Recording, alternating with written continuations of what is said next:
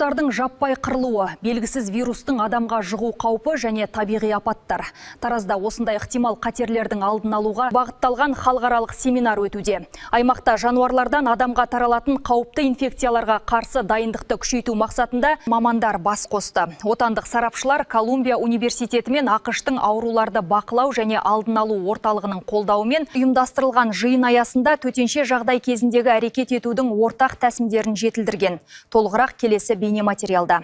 Қауіпті дерт тараған жағдайда ведомстволар арасындағы әр секунд шешуші рөл атқарады. Осыған байланысты Таразда денсаулық сақтау министрлігінің ұйымдастыруымен биологиялық қауіптерге қарсы іс-қимыл бойынша ауқымды жиын өтіп жатыр. Мақсат түрлі қызметтердің бірлескен жұмысын үйлестіру және ықтимал індеттердің алдын алу шараларын жетілдіру. Қатысушылар нақты жағдайларға негізделген сценарийлер арқылы әрекет ету алгоритмін әзірлеген. Жаттығу барысында жабайы құстардан анықталған инфекцияның үй құстарына, кейін адамдарға таралуы қарастырылды. Жамбыл облысында осы зооноздық инфекцияның чума, тюлеремия, Конго-Қырым геморрагиялық қызбасының және 189 Сибирьдің ошағы бар деп бағаланады.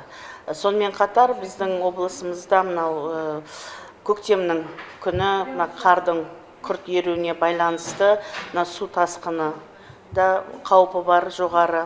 Және біздің облысымыз сейсмалық қауіп өнерге жатады. Мұндай кешенді тәсіл өңір мамандарының кез келген биологиялық қауіпке дайын болуына мүмкіндік береді. 3 күндік жиын қорытындысында әзірленетін ортақ алгоритм елдің қоғамдық денсаулық сақтау жүйесіндегі маңызды қауіпсіздік тетігіне айналмақ. Мөлдір Аманбай, Мейрамбек Сағынов, Айдос Қыстаубек, Қордай 24 Ньюс.